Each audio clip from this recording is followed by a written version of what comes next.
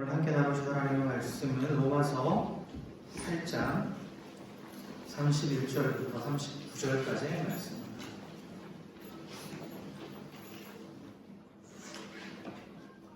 신약성경 로마서 8장 31절부터 39절까지의 말씀 한 절씩 교독하겠습니다. 그런즉 이 일에 대하여 우리가 무슨 말하리요? 하나님이 우리를 위하시면 누가 우리를 대적하리요?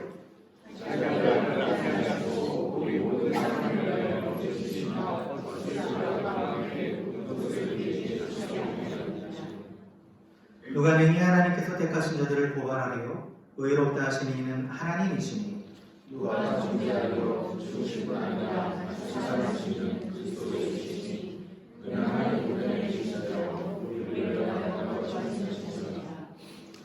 누가 우리를 그리스도의 사랑에서 끊으리요? 환난이나 권고나 박해나 기근이나 적신이나 위험이나 칼이랴.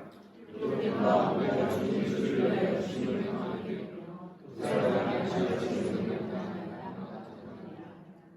그러나 이 모든 일에 우리를 사랑하시는 이로 말미암아 우리가 넉넉히 이기느니라. 내가 확신하는 분이 사랑이나 생명이나 천사들이나 천사들이나 현재이나 장래이나 함께 있습니다. 높음이나 깊음이나 다른 어떤 피조물이라도 우리를 우리 주 그리스도 예수 안에 있는 하나님의 사랑에서 끊을 수 없으리라. 아멘. 그러면 우리 옆에 계신 분하고 이렇게 인사했으면 좋겠습니다. 당신의 얼굴을 보니 내 마음이 참 평안해집니다. 이렇게 인사했으면 좋겠습니다. 평안해집니다.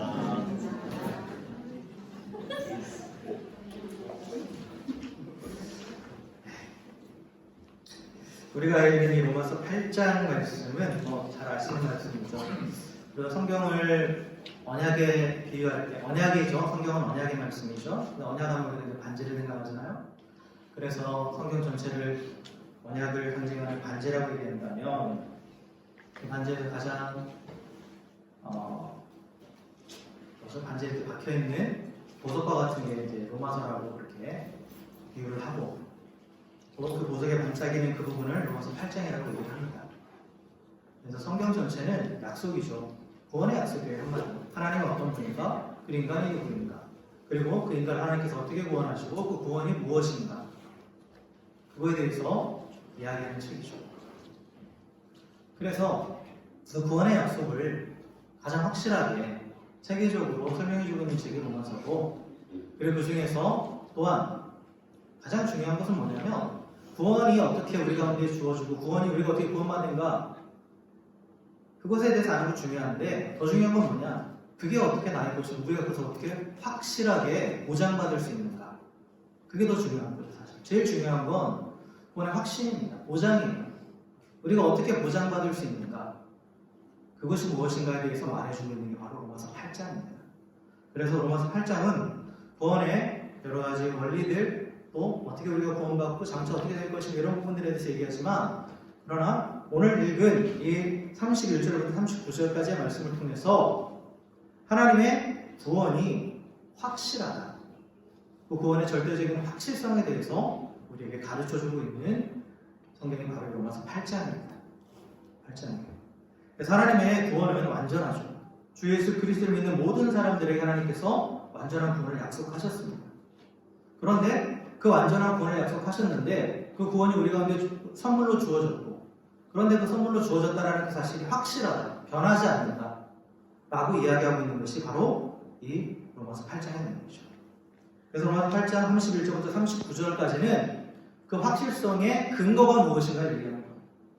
우리가 그것을 확신할 수 있는 이유가 무엇인가, 우리가 구원받았다는 것, 하나님의 자녀가 되었다는 것, 그래서 장차 영원한 하나님의 나라를 소유하게 되었고 지금도 그 하나님의 나라 가운데 살아가고 있다는 것을 어떻게 확신할 수 있는가, 그 근거가 무엇인가 라고 얘기하면서 그것에 대해서 이야기하고 있는 부분이 오늘 본문의 말씀입니다. 그래서 결론적으로 말씀드리면 우리의 구원의 확실성의 근거는, 완전한 하나님의 구원의 확실성의 근거는 바로 우리 주 그리스도 예수 안에 있는 하나님의 사랑이라는 거죠.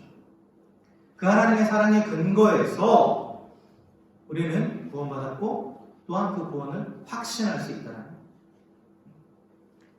그래서 오늘 본문을 보면 31절에 그런즉 이 일에 대하여 우리가 무슨 말 하리요? 만일 하나님 우리를 위하시면 누가 우리를 대적하리요? 라고 이렇게 하면서 시작하고 있죠.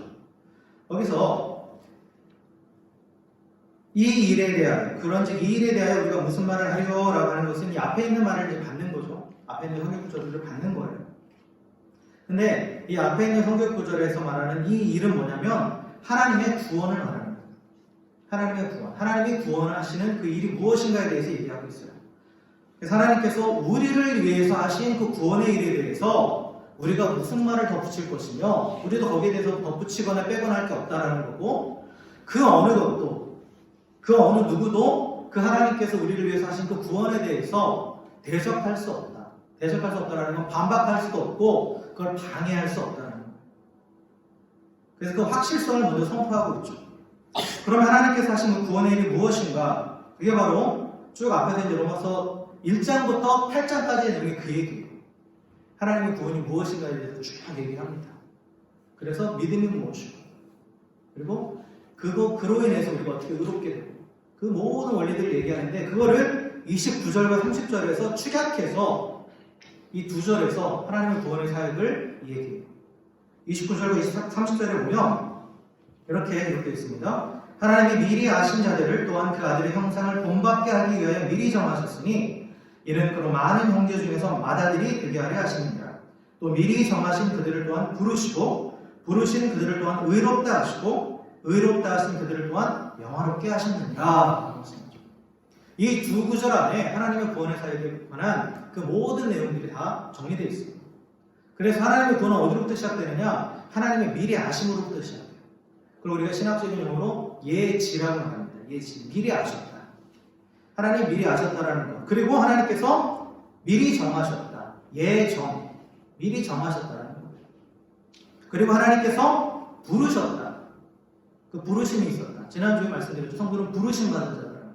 하나님께서 부르심, 그것을 우리가 소명이라고 말하죠. 부르심이 있었습니다. 그래서 그 부르심의 믿음으로 반한 우리를 하나님께서 뭐라고 하셨습니까? 의롭다 하셨다는 거죠. 칭의, 의롭다고 하신다. 그리고 그 의롭다 하신 우리들을 어떻게 하신다고요? 나중에 장차 영화롭게 하신다. 영광스럽게 하신다. 그리고 우리가 영화라고 말합니다. 그래서 예지, 예정, 소명, 칭의, 영화 이 과정, 구원의 과정 이 모든 과정을 망라하고 있는 구절이에요. 그리고 칭의와 영화 사이에는 우리가 의로운 자가 되어서 또한 그 영화롭게 될 때까지 계속해서 우리가 거룩해져가는 성화의 과정이 있죠. 그래서 이 모든 것들이 이 두 구절 안에 담겨 있어요. 이걸 다 설명드릴 수는 없고 근데 우리가 오해하는 구절 하나만 오해하는 신학적인 그 구원에 관한 오해하는 것들에 대해서만 조금 말씀드리면 예지 예정에 대해서 하나님이 미리 하시고 미리 정하셨다 이 부분을 우리가 자칫 잘못하면 어떻게 오해할 수 있냐면 하나님께서 미리 구원받을 자 정해놓으시고 너는 지옥 갈 자, 너는 천국 갈 자 이렇게 정해놓고 그걸 미리 아셨다 이런 식으로 우리가 해석을 해왔어요. 그렇게 배워왔고 근데 그런 의미가 아니에요. 하나님께서 미리 아셨다라는 것은 누가 구원받을지를 미리 아신다는 거예요. 구원받을 자가 누구인지를 미리 아신다는 거고 여기서 예정했다라는 건 뭘 예정하셨다라는 거예요? 그 아들의 형상을 본받게 할 것을 예정하셨다는 거예요. 그래서 누가 구원받을지 우리는 모르지만 하나님은 다 아세요. 근데 그게 하나님이 너는 구원받을 자, 너는 구원받지 못할 자 이렇게 차별해서 갈라놓으신 게 아니라는 거죠. 그거를 미리 알고 계셨고 그리고 그 미리 아신 자들은 이제 그 구원받은 자들은 하나님의 아들의 형상을 닮아가도록 하나님께서 예정해 놓으셨다는 거예요. 예정해 놓으셨다. 그래서 예지 예정에 대해서 우리가 오해하시면 안 돼요. 하나님 편에서 아시고 또한 그를 완전한 구원으로 이끄시는 하나님의 아들의 형상을 담게 한다는 건 완전한 구원, 마지막에 영화롭게 되는 그 과정을 말하는 거예요. 그것을 거기까지 하나님께서 예정해 놓으셨지만 그것이 너는 먼저 정해져 있고 너는 아니다. 이게 아니라는 거예요. 이게 아니라는 거죠. 그래서 하나님께서 예지하시고 미리 아시고 또한 정하신 그들을 부르셨다는 거예요. 그러니까 미리 아시고 예정하시는 것은 하나님의 영역이에요. 그건 우리는 몰라요. 우리는 알 수 없어요. 알 수 없는 건데 그런데 그 하나님의 미리 하심과 예정이 부르심을 통해서 이제 우리 가운데 나타나는 거예요. 그래서 부르심 받은 자들은 하나님께서 구원받을지 미리 아신 자들이고 그리고 부르셨다라는 것은 이제 장차 하나님의 아들의 형상을 닮아가게 하신다라는 그러한 확실한 증거죠. 그래서 부름받은 자들, 구원의 초청을 받아서 그래서 그 가운데에 믿음으로 반응한 우리들은 장차 영원한 하나님의 나라에 들어갈 것은 당연한 것이고 또한 예수님처럼 된다라는 확정이 되어 있다는 거예요. 그게 예정이에요. 그래서 그것을 위해서 하나님께서 계속해서 먼저는 의롭다고 하시고 또한 그에 합당한 자가 되도록 계속해서 우리를 거룩하게 만들어 가시는 거예요. 그게 성화예요. 그래서 결국은 영원롭게 하신다. 이게 예정입니다. 이 모든 것들이 하나님의 구원의 사역이에요. 하나님께서 하신 일이라는 거죠. 그래서 성부, 성자, 성령 하나님의 사역을 통해서 우리에게 완전한 구원을 주신 거예요. 여러분 구원은 이례적인 것이 아닙니다. 과거에 한번 내가 예수 그리스도를 믿고 구원받으니까 땡 이게 아니라 구원은 이미 우리는 구원받았지만 그러나 아직 완성되진 않았어요. 구원의 완성을 향해서 나아가는 과정이 있어요. 그런데 구원의 완성을 향해 나아가는 자들은 이미 그 안에 들어와 있는 자들은 거기서 떨어져 나가는 법은 없어요. 하나님께서 그렇게 하시겠다고 약속하셨기 때문에. 그래서 하나님께서 우리를 위해서 하신 성부, 성자, 성령 하나님께서 하신 그 모든 구원의 사역은 그 누구도 막을 수 없다는 거죠. 그 무엇도 대적할 수 없다는 거. 반대할 수 없다는 거. 지금 그 얘기를 하고 있는 거예요. 그래서 하나님께서 하신 그 모든 것이 이미 다 이루어 놓으신 그리고 예정하신 그 모든 것은 세상에 누구도 반대할 수 없고 세상에 어떤 것도 막을 수 없다 라는 표현이 바로 31절의 표현입니다. 그런데 사실 우리가 이 땅을 살아가면서 우리가 구원받은 자로서 이 땅을 살아가지만 계속해서 하나님의 구원의 완전하심 또 구원의 확신에 대해서 의심하는 경우도 있죠. 의심이 와요. 그럴 수 있어요. 그래서 하나님께서 우리 가운데 말씀하시는 게 뭐냐면 이 구원, 하나님의 구원의 완전함과 또 확실함을 대적하는 모든 그 악한 세력을 물리칠 능력을 주시겠다는 그걸 주셨다라는 거죠. 그게 바로 32절의 말씀입니다. 32절의 말씀. 자기 아들을 아끼지 아니하시고 우리 모든 사람을 위하여 내주시니까 어찌 그 아들과 함께 모든 것을 우리에게 주시지 아니하겠느냐라고 말씀하죠. 우리가 흔히 이 말씀을 어떤 식으로 해석하냐면 하나님께서 가장 귀한 아들 예수님을 주셨으니까 그 외에 다른 것들도 다 주시지 않느냐 이렇게 우리가 해석을 해요. 우리가 필요한 모든 것들.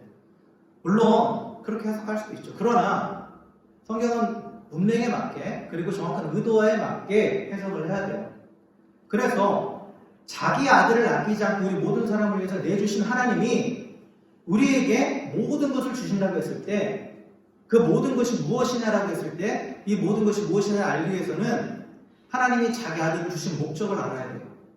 그러면 그 목적과 함께 그 목적에 맞는 모든 것을 주신다는 거예요. 하나님께서 자기 아들을 주신 목적은 뭡니까? 하나님이 우리 아들을 주신 그 목적, 하나님의 아들을 주신 목적은 우리를 죄에서 건져내서 그 아들 안에서 구원받고 또 성령의 인도하심을 따라 살아가고 또 장차 완전한 구원을 이루도록 그 아들을 우리 가운데 주신 거잖아요. 그러니까 예수님을 주신 목적은 딱 하나 구원이에요. 구원입니다. 그래서 이 목적에 그 우리를 구원하시기 위해서 아들을 주셨듯이 우리를 구원하시기 위해서 모든 것을 주신다는 거예요.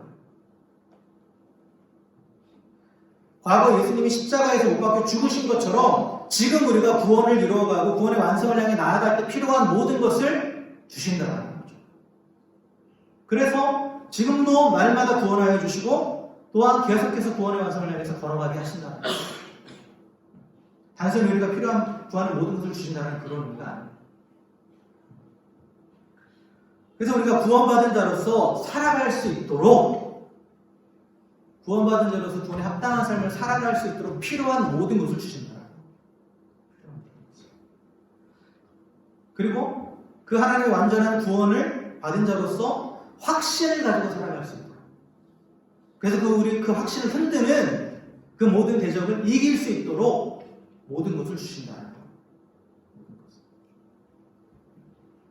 그렇다면 하나님 주시는 그 모든 것이 무엇일까? 모든 것이 무엇일까에 대해서 우리가 살펴보기에 앞서서 그렇다면 우리가 분명히 완전한 하나님의 구원을 받았고 또 구원의 확신 가운데 거하기 원하는데 이게 계속 흔들린다고 말씀드렸죠. 그래서 이 흔들리는 것을 막아주기 위해서 우리 가운데 하나님께서 모든 것을 주셨다고 하는데, 그럼 무엇이 우리의 구원을 흔드는 걸까요? 우리의 구원을 대적하는 것이 무엇일까요? 오늘 바울은 그걸 두 가지로 얘기하네요. 두 가지로 얘기하는데, 먼저 33절과 34절에 보면 이렇게 얘기하고 있어요. 누가 능히 하나님께서 택하신 자들을 고발하리요? 의롭다 하시는 이는 하나님이시니 누가 정죄하리요? 죽으실 뿐 아니라 다시 살아나시는 이는 그리스도 예수시니 그는 하나님 우편에 계신 자요 우리를 위하여 간구하시는 자시니라 라고 했죠. 우리의 구원을 대적하는, 우리의 구원의 확실성을 대적하고 흔드는 두 가지가 있는데, 첫째는 뭐냐면 내적인 부분이에요. 우리의 내적인 갈등인데 뭐냐? 고발과 정죄예요. 고발과 정죄라는 거죠. 그래서 고발과 정죄는 뭐, 정죄하는 자는 누구예요? 마귀예요. 마귀입니다. 그래서 마귀의 원, 사탄의 원이 디아블로스인데, 디아블로스라는 말이 고발하는 자, 참소하는 자, 정죄하는 자, 그런 뜻이에요. 그래서 마귀는 끊임없이 우리를 비난하고 정죄합니다. 우리의 연약함과 죄를 비난해요. 솔직하게 대답해 보세요. 예수 믿고 나는 한 번도 죄 안 졌다. 어제도 나는 죄 안 졌다. 자신 있게 손 들어보실 수 있어요? 손 들라고는 안 할게요. 그러신 분 계세요?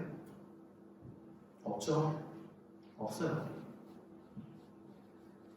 우리가 예수 믿고도 죄 짓는 이유는 우리 가운데 연약함이 있기 때문이고, 또한 아직 해결되지 않은 죄의 습관이 있기 때문이에요.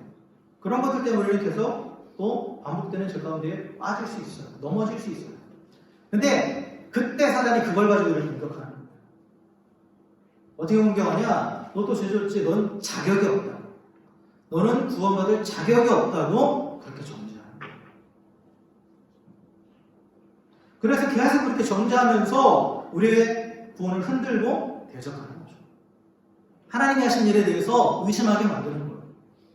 구원은 철저하게 하나님의 일이죠. 하나님의 사역이에요. 우리가 하는 게 아니에요. 근데 그것을 헷갈리게 만드는 거예요. 내가 착하게 살아야, 내가 도덕적으로 살아야, 내가 그래도 좀 뭔가 답게 살아야 자격을 갖추고 구원받은 자지라고 착각하게 만드는 거죠. 그래서 계속 쥐고 흔드는 거예요. 그러다 보니까 율법주의가 나오는 거예요. 스스로 율법주의에 빠지고 다른 사람도 율법주의적으로 판단하는 거예요. 사실 그런데 우리가 죄 짓지 말아야 될 이유는 여기에 있어요. 우리가 구원받은 자로서 이 땅 가운데 살아가면서 연약하고 넘어져서 죄 지을 수 있다고 말씀드렸죠. 그렇다고 해서 구원에서 제껴지는 건 아니에요. 구원받은 자는 하나님께 반드시 일으키시고 회복시켜서 구원에 이르게 하세요. 하나님이 시작하셨으니까 하나님이 완수하시는 거예요. 그런데 우리가 죄를 지으면 어떤 일이 벌어지냐면 이 마귀의 정죄가, 비난이 찾아오면서 우리 가운데 구원의 기쁨이 사라지는 거예요. 구원의 기쁨이 사라지고 확신이 사라지는 거예요. 다윗이 밧세바를 범하고 나서 그가 지은 시가 시편 51편인데 그때 그가 뭐라 말하냐면 내게 구원의 기쁨을 회복시켜달라고 말해요. 구원의 기쁨. 그가 죄 가운데 있을 때 구원의 기쁨이 사라져버릴 거예요. 그래서 우리가 죄를 짓지 말아야 된다는 거죠. 계속해서 구원의 기쁨을 사라지게 하고 내가 구원받았는지 의심하게 하고 스스로가 포기하게 만들면 하나님과 멀어지게 만듭니다. 그래서 헤어나올 수 없는 그런 침체에 빠지게 하는 거죠. 물론 하나님께서는 포기하지 않고 우리를 건져내 주시지만 그러나 그로 인해서 우리가 겪게 되는 여러 가지 어려움들이 있는 거죠. 스스로가 거기에 빠져서. 그런데 그때 우리가 기억해야 될 것은 비록 우리가 연약해서 넘어지고 또 죄를 지었지만 그것에 대해서 비난하고 정죄하는 그 사단의 비난과 정죄는 더 이상 근거가 없다라는 거예요. 더 이상 근거가 없다라는 거죠. 왜냐하면 33절에 의롭다 하신 이가 누구라고요? 하나님이라고. 심판자, 판단하시는 분은 하나님이신데 그 하나님이 뭐라고 하신다는 우리를 의롭다고 하신다는 거예요. 우리 의인이라고 선포하시는 거예요. 하나님 의롭다고 선포하셨기 때문에 사단이 아무리 비난하고 정죄해도 우리는 의인인 거예요.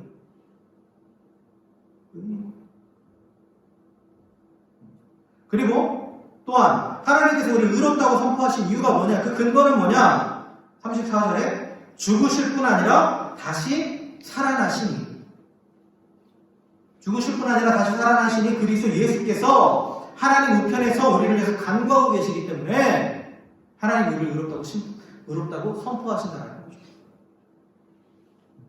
이게 무슨 얘기냐면 예수님께서 하나님 우편에서 우리를 위해서 지금 변호하고 계신다는 거예요. 강구하신다는 건 두 가지 의미를 가지고 있는데 첫째는 변호하신다는 거예요. 그리고 두 번째는 우리가 그냥 아는 그 중보기도, 우리를 위해서 기도해주고 계신다는 거예요. 두 가지 의미를 다 가지고 있는데 여기서는 먼저는 변호하신다는 거예요. 하나님 앞에서 예수님께서 우리를 변호해 주시는데, 근데 예수님의 변호는 어떤 변호냐면, 하나님 저 좀 봐주세요. 하나님 제가 약해서 그래요. 하나님 좀 불쌍해서, 이게 아니에요. 예수님의 변호는 이게 아니에요. 예수님의 변호는 뭐냐면, 그래요, 우리 은혜는 내가 죄를 지었어요. 쟤는 죄인 맞아요. 그런데 내가 대신 그 죄값을 다 지불했어요. 예수님께서 십자가에서 그 죄값을 다 지불하셨다라는 거예요. 내가 그 죄값을 다 담당했으니까 죄가 성립되지 않는다라는 거죠. 우리가 받아야 될 비난과 정죄를 예수님께서 십자가에서 이미 다 받으셨다는 거죠. 그리고 죽음을 통해서 그 죄의 형벌을 대신 받으셨어요. 그리고 예수님의 부활을 통해서 그 모든 것이 완료되었습니다. 그 심판이 완료되었음을 선포하셨죠. 그렇기 때문에 더 이상 그 죄로 인해서 우리를 심판하지 않으셔야 된다. 그렇게 변호하신다는 거예요. 이미 심판이 내려졌다라고 말씀하시는 거예요. 법률적인 용어로 일사부재의 원칙. 한번 판결이 내려진 그 사건에 대해서 다시 죄를 물을 수 없다. 한번 형벌이 주어졌으면 다시 죄를 물을 수 없다라고 말하죠. 그러니까 예수님께서 우리의 과거의 죄, 현재의 죄, 미래의 죄 모든 것을 다 담당하셔서 십자가에 죽으셨습니다. 다 거기서 대가를 치르신 거예요. 다 받으신 거예요. 그렇기 때문에 우리는 더 이상 죄에 대해서 심판받지 않는 거예요. 패스오버, 넘어가시는 거예요. 그냥 넘어가시는 게 아니라 예수님이 대신 받으셨습니다. 그러니까 예수님의 변호는 그거예요. 내가 대신 지불했습니다. 내가 대신 갚았습니다. 내가 대신 대속 갚으셨다고 말씀하시는 거죠. 그렇기 때문에 예수님 안에 있는 자에게 더 이상 정죄함이 없는 거예요. 할렐루야. 그래서 로마서 8장 1절에서 그 얘기하잖아요. 뭐라고 말합니까? 그러므로 이제 그리스도 예수 안에 있는 자에게는 결코 정죄함이 없나니 라고 얘기하죠. 정죄함이 없다라는 것은 구원의 확실성을 얘기하는 거예요. 더 이상 정죄함이 없다라는 거예요. 구원은 죄로부터의 건져냄인데 더 이상 죄에 대해서 정죄함이 없기 때문에 확실하다는 거예요. 그래서 우리는 예수님의 죽으심과 부활로 인해서 하나님께 의롭다고 인정받은 자들입니다. 그렇기 때문에 마귀의 고발과 정죄도 결코 우리의 구원을 흔들 수 없습니다. 하나님께서 하신 그 모든 구원의 사역을 반대할 수 없다는 거예요. 무효화시킬 수 없다는 거죠. 예수님께서 다 감당하셨기 때문에. 그리고 두 번째로 우리의 구원을 흔드는 그 대적은 두 번째는 뭐냐면 외적인 건데 그게 바로 고난과 핍박이에요. 고난과 핍박. 35절부터 37절까지 말씀을 보면 이렇게 기록합니다. 누가 우리를 그리스도의 사랑에서 끊으리요? 환난이나 곤고나 박해나 기근이나 적신이나 위험이나 칼이랴. 기록된 바 우리가 종일 주를 위하여 죽임을 당하게 되며 도살당할 양같이 여김을 받았나이다 함과 같으니라. 그러나 이 모든 일에 우리를 사랑하시는 이로 말미암아 우리가 넉넉히 이기느니라. 그러니까 때로는 우리 그리스도인의 삶을 살아가는 가운데에 외적인 고난이 있어요. 그리고 좀 더 적극적인 핍박이 있어요. 물론 우리는 지금 적극적으로 어떻게 핍박 가운데 있다고 말할 수 없지만 그러나 그리스도인이기 때문에 당하는 고난이 있습니다. 분명히 성경은 뭐를 말합니까? 고난이 있다라고 말해요. 예수님께서 뭐라고 말씀하셨어요? 나로 인하여 너희를 핍박하거든 기뻐하라고 말씀하셨어요. 핍박이 있다는 전제하세요. 그런데 우리가 볼 때는 이 핍박과 고난이 하나님께서 시작하시고 진행하시고 완성하신 이 구원의 사역을 막는 것처럼 보여요. 내가 정말 구원받은 자가 맞나? 그렇다면 왜 이렇게 돼야 되지? 왜 이런 일이 벌어지지? 하고 우리 스스로 그렇게 생각할 수 있다는 거죠. 그래서 하나님의 구원의 완전성과 또한 그 확실함에 대해서 계속해서 의심하게 만듭니다. 그런데 오늘 바울은 우리를 사랑하시는 이로 말미암아서 넉넉히 이길 수 있다는 거예요. 넉넉히 이긴다라고 선포하죠. 넉넉히 이긴다.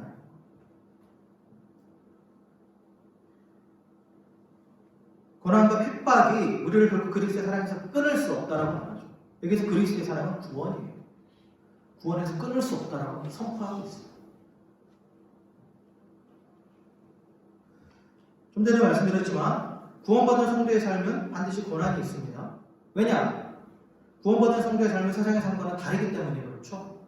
그렇죠. 세상은 하나님을 대적하는 거예요. 기본적으로. 그런데 성도는 하나님을 따르는 자예요. 그렇기 때문에 방향이 반대 방향이라고 했죠. 반대 방향이기 때문에 충돌할 수밖에 없어요. 정면 충돌이 일어날 수밖에 없습니다. 그렇기 때문에 그게 우리 가운데 고난으로 다가오는 거예요. 세상의 입장에서도 고난이에요. 우리를 위해서. 근데 우리는 세상이 커 보이기 때문에 우리가 고난을 받는 것처럼 느껴지는 거죠.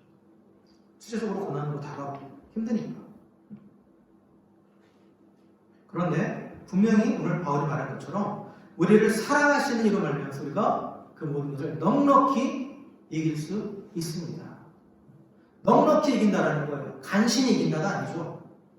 간신히 이기는 게 아니라 넉넉히 이긴다는 거죠. 대승한다라는 거예요. 완승한다라는 거죠. 왜냐?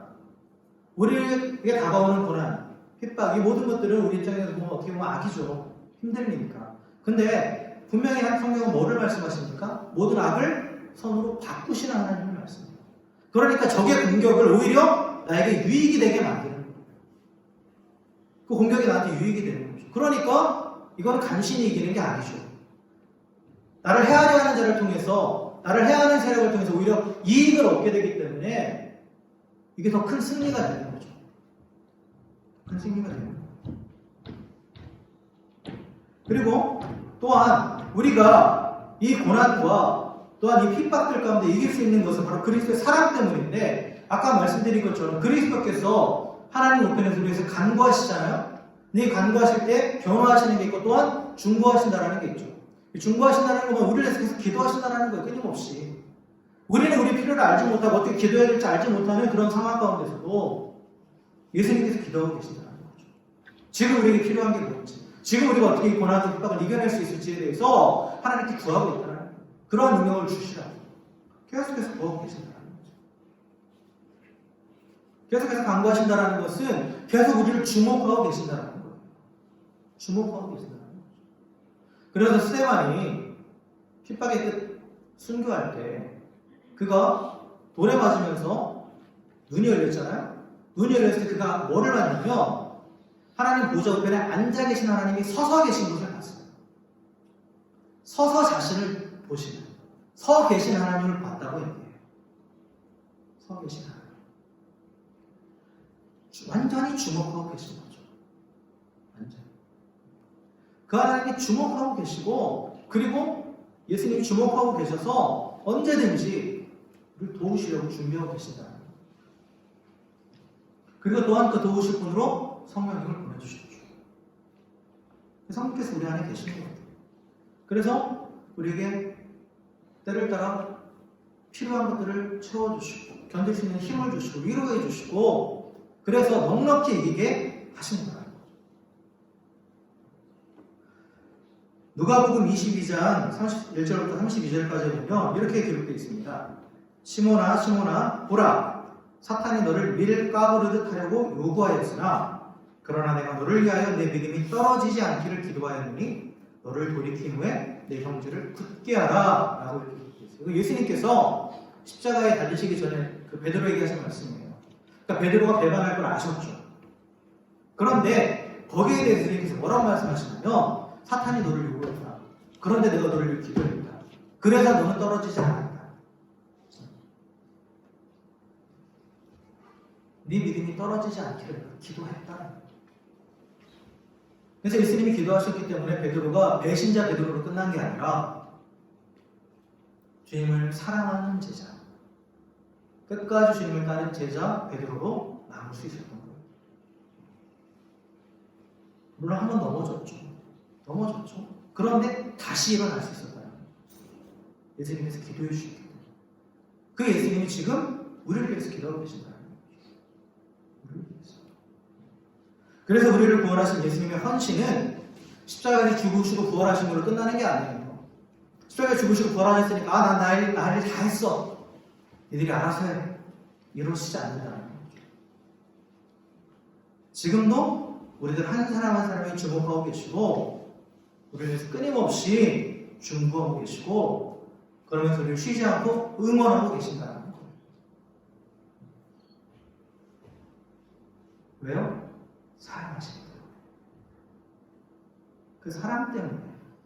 그래서 영원히 변하지 않는 그 사랑 때문에 우리를 응원하시고 우리를 위해서 중보하시는 그 예수님께서 우리에게 능력을 주신다는 거죠. 그러면 왜 우리가 고난 앞에 절망하고 좌절합니까? 혼자라고 생각하는 거죠.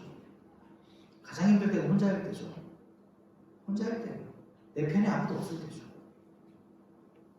남편도 내 편이 아니고 아내도 내 편이 아니고 자식들은 말할 것도 없고 의지할 것 아무것도 없을 때 우리는 절망하는 거죠.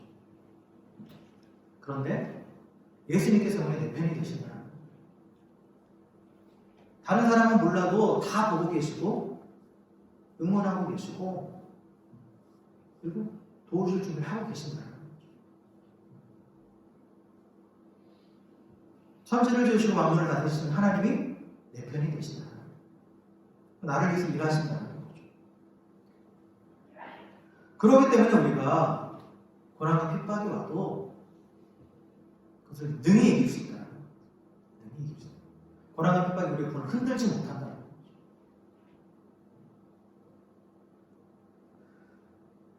결국 이 외적인 대적과 내적인 대적, 이 모든 것을 이길 수 있도록 하나님께서 우리에게 주시는 모든 것은 뭐냐? 바로 사랑이에요. 하나님의 사랑. 자기 아들을 내주신 사랑.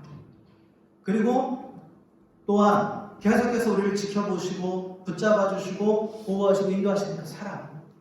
그 사랑이 바로 모든 것이에요. 우리의 구원을 위해서 주시는 모든 것은 하나님의 사랑입니다. 여러분, 사랑은 전부를 주는 거죠. 하나님이 우리에게 사랑을 주신다는 것은 하나님 당신 전부를 주신다는 거예요. 그래서 모두를 주시는 거예요. 그래서 모든 것을 주시는 거예요. 하나님의 사랑으로 우리는 이미 구원받았고 내적인 대적과 외적인 대적을 넉넉히 이길 수도 있습니다. 그 하나님의 사랑이 우리의 구원의 능력과 보증이 되시기 때문에 그 어떤 대적의 공격에도 우리의 구원은 결코 흔들리지 않습니다. 그리고 사도 바울은 그 사랑의 영원성에 대해서 계속 말하고 있어요. 38절과 39절에 내가 확신하노니 사망이나 생명이나 천사들이나 권세자들이나 현재일이나 장래일이나 능력이나 높음이나 깊음이나 다른 어떤 피조물이라도 우리를 우리 주 그리스도 예수 안에 있는 하나님의 사랑에서 끊을 수 없으리라. 하나님의 사랑에서 우리를 분리할 수 없다는 거예요. 분리할 수 없다는 거죠. 왜요? 왜 그렇게 분리할 수 없을까요? 왜? 하나님의 사랑이 어떤 사랑입니까? 요한일서 3장 1절에 보면 하나님의 사랑이 어떤 사랑인지 말해요. 하나님의 사랑이 뭐냐면 보라, 아버지께서 어떠한 사랑을 우리에게 베푸사 하나님의 자녀라 일컬음을 받게 하십니다. 우리가 그러한다. 즉 우리를 하나님의 자녀로 부르신 하나님의 자녀가 되게 하셨다는 거예요. 하나님의 사랑. 우리는 스스로 하나님을 배반하고 부인해서 죄의 종이 되었었죠. 그런데 하나님께서 우리 다시 하나님의 자녀로 삼아 주셨다고 말하고 있습니다. 그래서 이를 위해서 예수님을 이 땅에 보내주셨고, 그래서 그 사랑 때문에 예수님께서 이 땅에 인간으로 오셔서 우리 대신 십자가를 지고 죽으시고 부활하셨죠. 그래서 지난주에 이런 거 말씀드렸죠. 하나님의 아들이 사람이 되신 것은 사람들로 하여금 하나님의 자녀가 되게 하신 거예요. 그래서 우리는 하나님의 자녀가 되겠다라는 거예요. 그래서 우리는 하나님을 다시 아버지라 부를 수 있게 되는 거죠. 로마서 8장 15절에 보면 너희는 다시 무서워하는 종의 영을 받지 아니하고 양자의 영을 받았으므로 우리가 아빠, 아버지라고 부르짖느니라. 하나님을 아빠라고 부를 수 있게 됐다라는 거예요. 아빠라고. 그리고 또한 이 사실에 대해서 보증을 하세요. 성령을 통해서 보증하시죠. 로마서 8장 16절에 보면 성령이 친히 우리의 영과 더불어 우리가 하나님의 자녀인 것을 증언하시나니. 하나님의 사람은 우리를 하나님의 자녀 되게 하시는 사람이고, 그래서 우리를 하나님을 아빠라고 부를 수 있게 하는 건데, 이걸 성령으로 통해서 보증하셨다는 거예요. 우리가 하나님을 아빠라고 부른다는 건 뭐냐? 하나님과 우리가 하나 됐다는 거죠. 아들과 아버지는 하나라고 말씀하셨죠. 하나님과 완전한 연합을 말하는 거예요. 부모 자식이 하나가 되시고, 그리고 부모 자식의 사랑을 끊을 수 없는 것과 마찬가지로 하나님과 우리가 완전히 하나 되어서 완전히 연합했기 때문에 하나님의 사랑에서 끊을 수 없다는 거죠. 그 보증이 성령님이에요. 성령님께서 어디에 계십니까? 우리 안에 계시잖아요. 우리 안에 계시기 때문에, 성령의 함께 하심이 있기 때문에. 그래서 예수님께서 그렇게 말씀하셨죠. 내가 너 안에, 네가 내 안에. 완전한 하나됨이야. 완전한 하나. 그래서 끊을 수 없는 거예요. 그래서 하나 됐기 때문에. 만약에 하나님 이렇게 있고 나 이렇게 독립적인 존재에 있다라면 끊을 수 있죠. 얼마든지 사회도 들어가서 뭐든지. 그런데 내가 하나님 안에, 하나님이 내 안에. 이게 자녀와 부모의 관계고, 이게 하나님 안에서 연합의 관계이기 때문에, 완전히 하나 되었기 때문에 끊을 수 없는 거예요.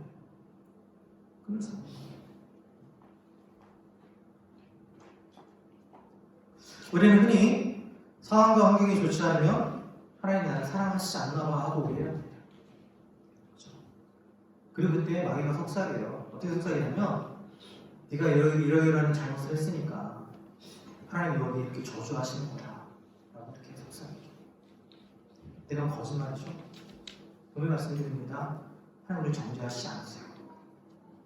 우리를 저주하는 건 아니라고 말씀드렸어요. 욥기에 보면 욥이 처한 상황을 보면서 그 친구들이 정죄하잖아요.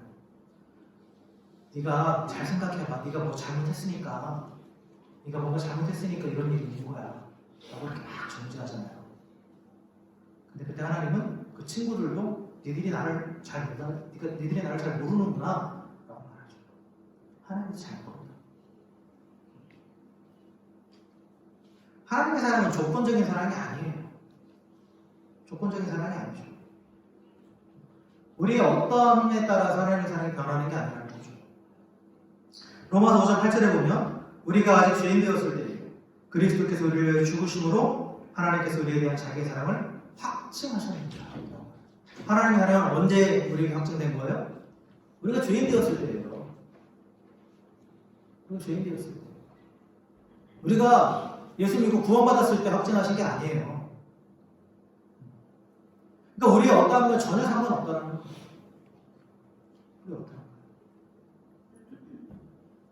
우리가 죄인이었을 때 하나님께서 이미 우리를 사랑하기로 결정하셨고, 그래서 아들을 보내주신 것은 그 사랑의 결과예요. 결과죠. 그러니까 우리가 어떻게 있다고 해도 하나님의 사랑은 변하지 않아요. 다만 하나님을 기쁘시게 하느냐, 마음 아프게 하느냐, 그 차이죠. 물론 우리 하나님 기쁘시게 하는 자가 되길 원하죠. 그렇다고 해서 우리가 어떠함으로 인해서 우리의 구원이 바뀌는 건 절대 아니에요. 하나님의 사랑이 결코 바뀌는 건 아니에요. 우리가 어떠함이 우리를 향한 하나님의 사랑을 결코 끊을 수 없습니다. 어떤 외적인 것도, 또한 우리 자신의 어떠함조차도 하나님의 사랑을 결코 끊을 수 없다. 왜요? 우리가 완전히 하나 되었기 때문에. 그리스도 예수 안에서 하나님과 완전히 하나 되었기 때문에 끊을 수 없는 관계가 됩니다.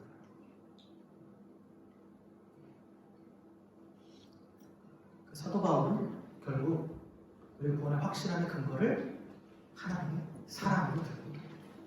철저하게 내가 어떠하냐, 어떤 외부적인 것이 아니라 하나님의 사랑 때문에 우리는 구원받았고, 그것이 확실하다, 변하지 않는다, 분명하게 우리에게 가르쳐주고 있습니다. 말씀을 정리하겠습니다. 우리는 영원한 하나님의 사랑을 입은 자들입니다. 할렐루야. 그 사랑으로 우리는 하나님의 자녀가 되었습니다. 세상의 그 어떤 것도, 또 우리의 어떠함도 그 하나님의 사랑을 끊을 수 없습니다. 그리고 우리의 구원의 근거는 바로 끊을 수 없는 그 영원한 하나님의 사랑이기 때문에 우리가 구원받았다는 사실은 결코 변하지 않습니다. 때로 우리가 이렇게 쓰러진 것 가지고 내적으로 사단이 정죄하고 비난한다 할지라도 예수님께서 이미 그 모든 것들을 다 갚으셨고 또 하나님께서 그거를 의롭다고 우리를 의롭다고 선포하셨기 때문에 우리는 정죄받지 않습니다. 또한 어떠한 외적인 핍박과 고난이 온다 할지라도 성령께서 우리를 도우시고 또한 예수님께서 우리를 위해서 중보하고 계시기 때문에 그 모든 것들도 우리의 구원을 흔들 수 없습니다. 우리는 하나님의 사랑으로 구원받았고 하나님의 자녀가 되었다는 사실을 확신하십시오. 세상을 정죄와 비난, 고난과 핍박을 통해서 우리의 구원의 완전성을, 확실성을 계속 의심하게 합니다. 그러나 완전한 하나님의 사랑, 변치 않고 절대 끊을 수 없는 그 하나님의 사랑을 붙잡으십시오. 그리고 그 하나님의 사랑을 믿고 늘 우리와 함께 하시는 그 하나님만을 바라보십시오. 그 하나님은 지금도 우리의 구원을 위해서 일하고 계십니다. 날마다 삶 가운데 구원을 받게 하시는 것.